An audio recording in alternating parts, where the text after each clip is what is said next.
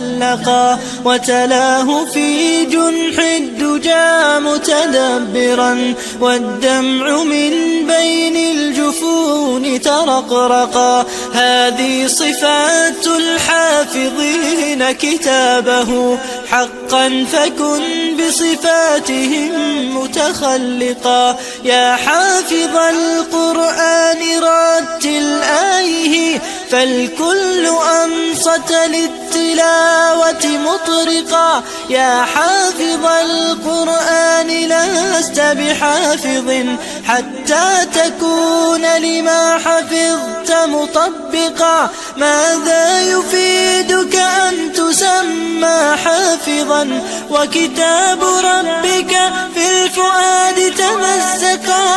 يا أمتي القرآن حبل نجاتنا، فتمسكي بعراه كي لا نغرقا. ولتجمعي حول الكتاب شتاتنا، حتى نزيل تناحرا وتفرقا. ولتجعليه محكما في أمرنا، وثقي بوعد الله